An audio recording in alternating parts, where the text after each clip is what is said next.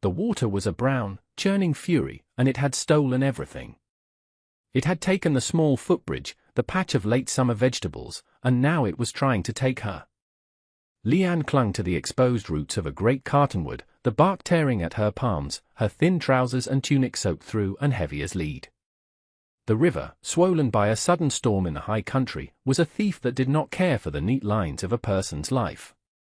It only cared about pulling things down, about dragging them into the silt and the cold. Her husband, Fen, had always warned her about the flash floods, his voice a low rumble of caution she had never truly understood until this moment. Now she understood it with every screaming muscle in her arms and back. She had been trying to save one of their goats, the foolish, stubborn creature that had wandered too close to the bank, and in a heartbeat, the ground had dissolved beneath her feet. The goat was gone. And soon, she would be too. A sound cut through the roar of the water. It was not the crack of a breaking branch or the groan of the tortured tree. It was the heavy, rhythmic splash of a horse, a sound so impossible in this chaos that she thought her mind was failing her. She risked a glance over her shoulder, her black hair plastered to her face, and saw him. He was a silhouette against the grey sky, a man on a dark brown horse, pushing through the current where no sane person would dare to go. The horse was magnificent, its powerful chest breaking the waves, its eyes wide but steady. The man on its back was lean, his face obscured by the brim of a sodden hat. He wore the tools of his trade, a gun belt low on his hips, but he moved with a patience that did not belong to a man of violence. He did not shout. He simply came on, his focus narrowed to the single point of her survival. He reached her, the horse groaning with the effort, and leaned down. His hand was rough and calloused, but his grip was sure as he closed it around her forearm. "Hold on to me," he said, his voice quiet but carrying over the din. It was a command, not a request. She had no strength left to argue. Her fingers, numb and clumsy, slipped from the root, and for a terrifying second, she was nothing but dead weight, held from the river by this stranger's strength.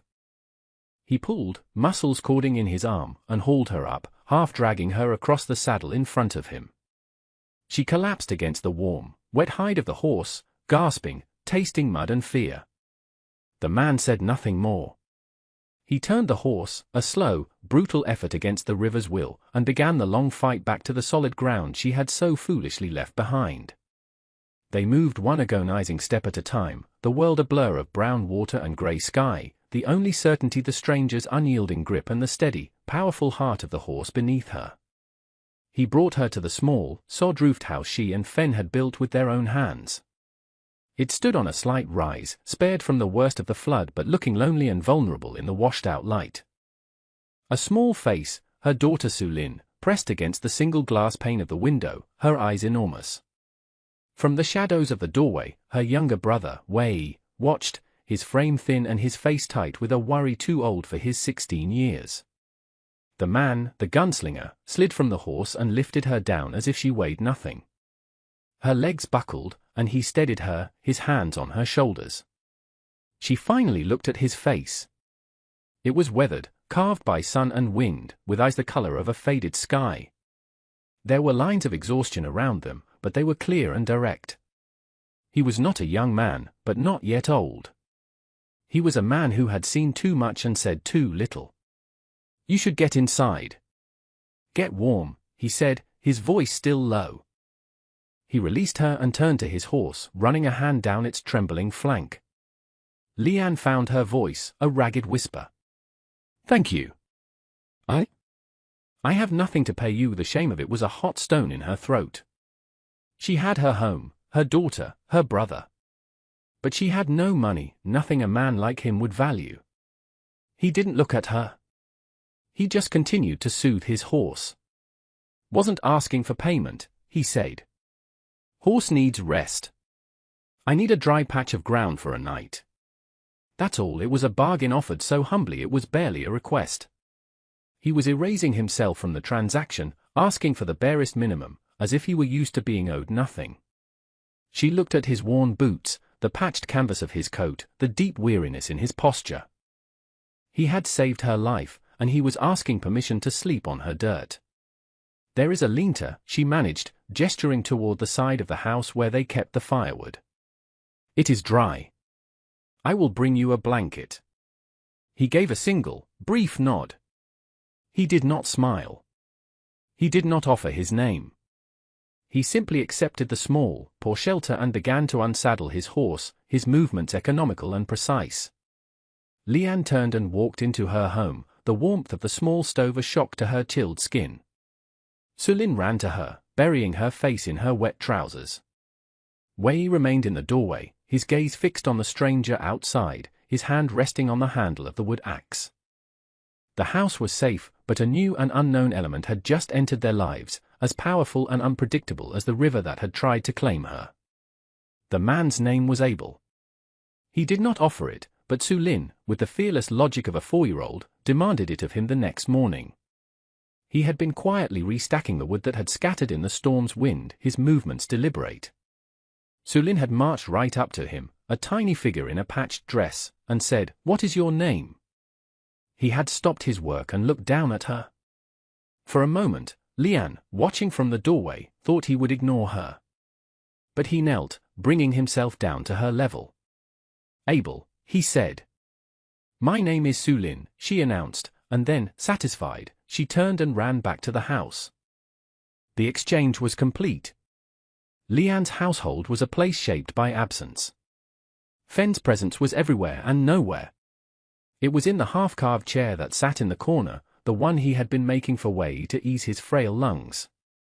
It was in the heavy axe that Wei now struggled to lift, trying to take on a man's chores with a boy's body. It was in the silence at the small table, the empty space that Leanne could never bring herself to fill. They lived around the hole he had left, a quiet, wounded family holding on to a small patch of land that the world seemed determined to wash away. They had come from across the ocean with dreams of gold and found only hard soil and harder men. After Fenn's death from a fever the winter before, the hardness had grown. Abel seemed to understand the geography of their grief without needing a map. He moved in the margins of their lives, a silent, observing presence. He took the linter without complaint, rolling out a thin bedroll that had seen better decades. He ate what was offered, a thin rice soup and black tea, and he never asked for more. In fact, he seemed to take the smallest portion, a habit so ingrained that Leanne suspected it was the story of his life. He was a man accustomed to leftovers, to the edges of things. His quietness was not menacing, it was a kind of conservation of energy, as if he knew that words were a luxury he could not afford. The day after the rescue, the river had receded, leaving behind a scarred landscape of mud and debris. The small vegetable garden was gone, buried under a thick layer of silt. The pen for their goat, Lao too, was smashed. It was a scene of such thorough devastation that despair threatened to swallow Leanne whole. It was another debt, another season of hunger looming. She stood looking at the ruin, her hands clenched, the arithmetic of survival clicking relentlessly in her head. So many mouths to feed, so little to feed them with.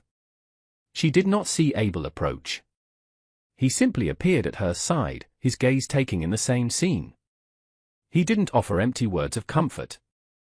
He picked up a piece of the broken fence. "The posts are still solid," he said. "Just need new rails." He looked over at the woodpile he had stacked so neatly. "There's enough scrap." Then he turned his gaze to the ruined garden. "Soil's good now," he said. "River brought new life down from the mountains. It'll just need turning." He spoke of ruin as if it were merely a prelude to work. He saw the next step, not the loss. It was a perspective so practical, so devoid of pity, that it was more comforting than any kind words could have been. He was not looking at her wound. He was looking at the work. And then, he picked up the axe and walked toward the broken pen. He did not ask for permission. He simply began. Leanne watched him, a complicated knot of feelings tightening in her chest. Gratitude, suspicion, and a strange, unfamiliar flicker of hope. Wei came to stand beside her, his arms crossed, his young face a mask of distrust. "He has a gun, Jie," he said softly, using the Mandarin word for older sister. "Men with guns are not farmers." "Today, he is," Leanne replied, her eyes still on the steady, rhythmic swing of Abel's axe. The sound of it was solid and real, a counterpoint to the hungry silence Fen had left behind. Abel worked without stopping. He did not seem to require rest or conversation. He moved from one task to the next with a quiet, relentless competence. He began with the goat pen, his hands sure as he cleared the debris, salvaged the good wood, and began to rebuild. He worked as if he were in a conversation with the materials, his movements economical, no effort wasted. He lashed the new rails into place with surprising skill, the knots tight and clean. Lao too, the old goat, watched him with what looked like grudging respect, occasionally letting out a critical bleat. Abel ignored him, finishing the gate and securing it with a new wooden latch he carved from a piece of scrap. One small thing at a time, he was restoring order to their shattered world. After the pen, he turned his attention to the woodpile. Fen had managed to cut a good amount before he fell ill, but the logs were large and unsplit. It was a task that Wei had attempted, his thin arms straining, his coughing fits worsening with the effort. Abel picked up the heavy splitting maul, tested its weight, and began to work. The crack of the maul striking the wood became the new rhythm of the homestead. Thump, crack. Thump, crack. It was a sound of provision, of security. With every swing, the pile of split, manageable firewood grew, a bulwark against the coming chill of autumn nights. He did not seem to tire. He simply worked until a mountain of wood was neatly stacked against the house, more than they had seen since Fen was healthy. Lian would watch him from the window as she kneaded dough or mended clothes. He never looked up, never seemed to notice her gaze. He was entirely self-contained, a man who expected no audience and no applause. His competence was a quiet rebuke to the chaos that had threatened to overwhelm them. He saw a problem, and he fixed it. A loose shutter, a wobbly step, a roof shingle loosened by the wind. He would notice it, and the next time she looked, it would be repaired. There was no discussion, no announcement. The world was simply made a little more solid in his presence. His small acts were a language she was slowly learning to understand. They were not offered with a flourish, but with a kind of humble practicality that was more profound than any spoken promise. He was not trying to impress her. He seemed to be simply doing what needed to be done, as if work were his natural state of being. He was a man who communicated through deeds, not words, and his deeds spoke of protection, of a deep-seated instinct to mend what was broken. It was a language Fen had also spoken, and the familiarity of it was both a comfort and a sharp, painful ache. She found herself leaving a cup of cool water on the porch railing for him, and when she came back later, the cup would be empty, sitting precisely where she had left it. It was their only conversation for days. The most difficult lock to turn was Wei. He was a boy who had been forced to become the man of the house too soon, and the weight of that responsibility had made him wary. He watched Abel with a fierce, protective suspicion, his eyes following the stranger's every move. He saw the gun Abel wore, a constant reminder of a world of violence that could shatter their fragile peace. He saw a drifter, a man with no roots, and he could not understand why such a man would stop to help them. Kindness without a clear price was the most suspicious currency of all in their world. Sulin, however, had made her decision on the first day. She orbited Abel like a small moon. She would bring him offerings, a smooth, grey stone from the creek bed, a wilted wildflower, a particularly interesting twig. She would sit on the porch steps and watch him work, chattering away to him in a mix of English and Mandarin, not seeming to care that he rarely responded. Abel, for his part, accepted her presence with a quiet gravity. He would take her small gifts and place them carefully on a fence post, as if they were treasures.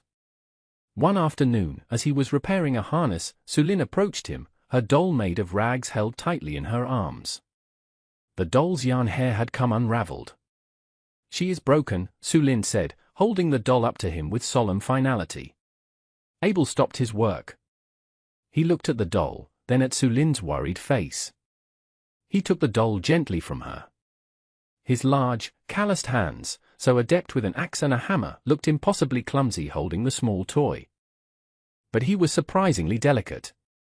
He used the tip of a small knife to work the tangled yarn, and then, with a patience that astonished Lian, he carefully braided the hair back together, tying it off with a small piece of twine. He handed the repaired doll back to Sulin. She beamed, a rare, full-wattage smile. "Thank you, Abel," she said, and hugged the doll to her chest.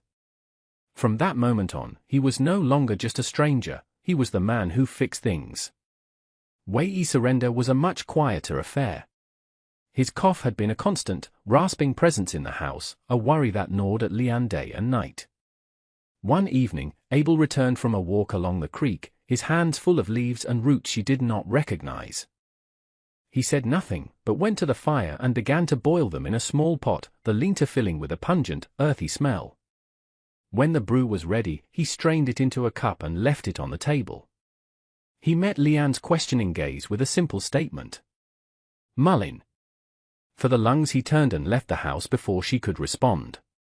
She looked at the dark, steaming tea. It was a gesture of profound intimacy, an intrusion into their most private worry. She hesitated, but the sound of Wei's hacking cough from the other room decided for her. She took the cup to her brother. He looked at it, then at her. "From him?" he asked. She nodded. Wei looked down at the cup for a long time, his pride warring with his misery. Finally, he took it and drank, wincing at the bitter taste. The next morning, his coughing was quieter. The tightness in his chest seemed to have eased. He did not mention the tea, and neither did Abel. But when Abel went to the well to draw water, Wei followed him out and, without a word, began to help him pull the heavy bucket. It was an alliance forged in silence, a debt acknowledged and repaid in shared labor. The house was slowly, cautiously, making room for him. Lian began to answer his unspoken language with her own. She noticed a tear in the sleeve of his canvas coat, a long rip from a snagged branch. The next morning, when he put it on, the tear was gone, replaced by a neat line of her small, even stitches. She had stayed up late by the light of a single candle to do it, her needle flashing in the quiet dark. He ran his fingers over the repair, a brief, almost imperceptible touch, but he did not speak of it. The acknowledgement was in the gesture itself. A few days later, she found a string of freshly caught fish lying on the porch, cleaned and ready for the pan. She knew he had spent hours by the creek to catch them, a silent contribution to their dwindling larder. That night, for the first time in a long time, they had a meal that felt like more than just sustenance. She made sure his bowl had the largest piece of fish. He looked at the bowl, then at her, a question in his pale eyes. She gave him a small, firm nod, insisting. He hesitated for a second, then ate without a word. The old habit of taking the smallest portion was being gently, stubbornly challenged. Their home began to change in other small ways. The wobbly table leg was suddenly firm. The door, which had always creaked, now swung silently on its hinges. These were repairs made in the twilight hours, after the day's main work was done. They were gifts left in the night. She started setting a third place at the table as a matter of course, a cup and a bowl that waited for him at the end of the day. It was no longer a question of if he would be there, but a simple acceptance that he was. The empty space Fen had left was still there, a hollow ache in her heart, but it was no longer the loudest thing in the room. Now, there was also the quiet, solid presence of the man who fixed what was broken. One afternoon, a horse and buggy pulled up to the house. It was Mr. Holloway, the man who owned the land office in town and held the note on their property. He was a portly man, dressed in a clean suit that seemed out of place in the rustic landscape. He always smelled faintly of bay rum and condescension. He smiled, a wide, practiced expression that never reached his eyes. "Mrs. Chen," he said, tipping his hat. "I was just passing by. Wanted to see how you were faring after the storm." His concern felt like a performance. "We are managing, Mr. Holloway," Lian said, her voice polite but cool. Sulin hid behind her skirts. Holloway's eye swept over the property, lingering on the neatly stacked firewood and the repaired goat pen. His smile tightened. He had expected to find desperation, not industry. His gaze landed on Abel, who was sharpening an axe blade nearby, his work uninterrupted but his posture alert. "I see you have some help," Holloway said, his tone shifting. It was a careful, probing question. "This is Mr. Abel." He is helping with repairs, Leanne said simply. Abel met Holloway's gaze and gave a slow, deliberate nod. He did not offer a handshake. Holloway's eyes narrowed for a fraction of a second before the smile was back in place. Well, that is fortunate, he said, turning back to Leanne. As you know, your dear husband, a fine man, took out a loan to secure this plot. The final payment is coming due at the end of the season. $300. Leanne felt the blood drain from her face. 300. She had thought the number was 200. She was sure of it. Fen had been so proud of how close they were to paying it off. But she had no proof, only her memory against this man's official-looking ledger, which he patted reassuringly. I know it is a large sum, he continued, his voice dripping with false sympathy. Especially for a woman alone. But business is business. I just wanted to give you a friendly reminder. Perhaps your help can assist you. The implication was clear, and it was ugly. He tipped his hat again, climbed back into his buggy, and drove away, leaving a cloud of dust and dread behind him. Leanne stood frozen, the number echoing in her mind. $300. It was an impossible sum. It was a death sentence for their home. From the corner of her eye, she saw Abel watching her, his work on the axe blade forgotten. He had heard every word, and his face was a mask of stone, but she saw something in his eyes, a flicker of calculation, the quiet filing away of a detail that did not add up. The respectable man in the clean suit had just shown his hand, and the gunslinger had noticed. A week after Holloway's visit, a chill settled in the air that had nothing to do with the changing season. Wei's cough returned, worse than before. It was a deep, wet sound that echoed in the small house, each spasm seeming to steal a little more of his strength. The dampness from the flood, Leanne feared, had settled deep in his lungs. Soon, a fever followed, leaving him shivering under a pile of blankets one moment and burning up the next. He grew listless, refusing the thin broth she tried to spoon into him. The herbal tea Abel had made before helped, but it wasn't enough to fight the fever's relentless assault. Leanne was frantic. The town doctor was a day's ride away, and his fees were astronomical. He would not come out this far for a Chinese boy with a lung fever, not when there were wealthier, whiter patients to attend to. She felt the old, familiar helplessness creeping back in, the chilling realization that they were utterly alone, their lives worth less than others in this harsh land. She sat by Wei's bedside, wiping his brow with a cool cloth, her heart a cold, tight knot of fear. Abel watched her quiet desperation. He saw the subtle tremor in her hands, the dark circles under her eyes. He had been a ghost in their house, a silent worker, but now he stepped forward from the shadows. He placed a hand gently on her shoulder. It was the first time he had touched her since the day he pulled her from the river. The contact was brief, but it was solid and grounding. There are other medicines, he said, his voice low. Not the doctor's kind. She looked up at him, her eyes pleading. What kind? The kind the land gives you, he said. He left without another word, taking a small sack and a knife with him. He was gone for hours, disappearing into the low hills behind their property. Leanne was left with the sound of Wei's ragged breathing and the ticking of their old clock, each second stretching into an eternity of worry. She didn't know whether to pray for his return or to curse herself for trusting a drifter with her brother's life. He returned just as the sun was setting, his boots caked with mud and his sack heavy. He didn't offer explanations. He simply emptied the contents onto the table. There were roots she had never seen before, pale and gnarled, and bunches of leaves and flowers she couldn't name. He began to work with the same focused intensity he applied to everything, washing the roots, crushing the leaves, his hands moving with a knowledge that was ancient and sure. He made a poultice that smelled of pine and damp earth and a tea that was darker and more pungent than the last. He carried them to Wei's bedside. This will help the fever, he said, gesturing to the tea. And this will help him breathe. He gently opened Wei's thin nightshirt and spread the warm, damp poultice on his chest. Wei, lost in the fever's haze, barely stirred. For the rest of the night, Abel sat in the half-carved chair Fen had started, watching over the boy. He did not sleep. He simply kept vigil, a silent guardian in the dim light of the cabin, while Leanne finally collapsed into an exhausted, dreamless sleep.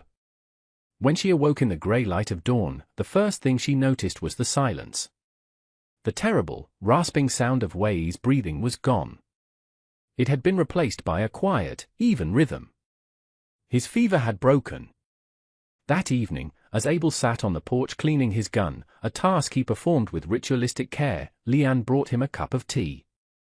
She sat on the steps nearby, not speaking for a long time. The silence between them was different now. It was not the silence of strangers, but a deeper, more comfortable quiet, born of a shared crisis. "Where did you learn such things?" she finally asked, her voice barely a whisper. "About the herbs." He continued his work, wiping down the barrel of the pistol with an oiled cloth. He looked out at the darkening landscape, his eyes focused on something far away, something in his past. "My mother," he said, his voice rough with disuse. "She was a healer. People called her a witch sometimes, but when their children got sick, they came knocking." He paused, the rhythmic motion of his hand stopping for a moment. "And later? I lived with the Ute for a time. They know the land. They know what it gives, what it takes." He didn't say more, but Leanne could piece together the unspoken parts of the story. A boy who learned from his mother, a man who found a temporary home with a people who were also outsiders, a life lived in the spaces between worlds. She began to understand the source of his quiet competence, the depth of his self-reliance. He was a man who had been stripped of everything but what he could carry in his hands and in his head. She also understood his habit of asking for so little. He had learned early on that the world was not a generous place, and that the only thing you could truly count on was yourself. "You have lost people," she stated. It wasn't a question. She could hear the loss in the spare, unadorned way he spoke of his past. He gave a single, sharp nod, his eyes still on the horizon. "A wife. A son. Fever took them. The doctor's medicine didn't help." The confession hung in the air between them, simple and devastating. In that moment, he was not a gunslinger, not a stranger. He was a man who carried a wound as deep as her own. She saw his grief, held with the same stoic composure she used to hold hers. They were two people from different worlds, bound by a shared language of loss. She finally understood why he had fought so hard for Wei. He hadn't just been saving her brother. He had been fighting a ghost from his own past, trying to win a battle he had already lost once before. The silence that fell between them now was not empty. It was filled with everything they didn't need to say. Holloway returned 2 weeks later. He did not bother with pleasantries this time. His buggy kicked up a plume of angry dust as he reined his horse to a halt. He had seen the smoke rising from their chimney, a clear sign of continued defiance. He marched to the door, his face flushed with impatience. Abel was there, splitting the last of the logs, his presence a silent challenge. "Mrs. Chen," Holloway barked, ignoring Abel completely. "I have come for the payment. The full 300. The bank is not a patient institution." "I do not have it," Leanne said, her voice shaking slightly but her chin held high. Wei stood behind her in the doorway, pale but steady on his feet. Holloway's eyes glittered. This was the moment he had been waiting for. "That is a great shame," he said, pulling a sheaf of papers from his coat. "A great shame indeed. This is an eviction notice, legally filed. You and your family have until the end of the week to vacate the premises." He tried to hand the papers to her, his smile thin and triumphant. "No," a quiet voice said. It was Abel. He had put down his axe and was wiping his hands on a rag. He walked toward them, moving with a calm deliberation that was more menacing than any threat. "The debt is 200. And it's not due for another month." Holloway sputtered, his face turning a shade darker. "You have no say in this, Drifter. This is a private matter. I have the signed agreement right here." "So do we," Abel said. He looked at Leanne, a quick, meaningful glance. She disappeared into the house and returned a moment later with the small, lacquered box where she kept Fenn's important papers. She handed it to Abel. He opened it and took out a single, folded document, the original loan agreement, written in Fenn's careful hand and countersigned by Holloway. Abel held it up next to the paper Holloway was brandishing. "Your copy seems to have grown a new zero, Mr. Holloway," Abel said, his voice dangerously soft. "And the date looks different. That's fraud." Holloway's face went from red to a pasty white. He had gambled on her being an illiterate, helpless widow who would be too frightened to question him. He had not gambled on a quiet man who knew how to read both words and men. This is an outrage," he blustered. "This is a forgery." "We can take them both to the marshal in Prescott," Abel offered calmly. "He's a fair man. I'm sure he'd be very interested in your bookkeeping." The threat was unspoken but absolute. A legal battle, an investigation, Holloway's carefully constructed reputation as a respectable businessman would be shattered. He looked from Abel's unblinking eyes to Leanne's steady gaze, and he saw his scheme collapsing around him. He snatched his papers back, his movements jerky and panicked. He threw the eviction notice on the ground. "This is not over," he snarled, but the threat was hollow. He scrambled back into his buggy and whipped his horse into a frantic retreat, leaving them in a cloud of his own dust. They stood there for a long moment, the silence broken only by the wind. The piece of paper lay in the dirt, a testament to a victory won not with a gun, but with the quiet truth. Leanne looked at Abel, her heart full of a feeling she could not name. He had not only saved her from the river, from sickness, from ruin. He had stood with her, for her, when no one else would. The ride back from town had been quiet. They had not gone to the marshal. The sight of Holloway's panicked retreat was victory enough. The threat was gone, deflated by the simple weight of the truth.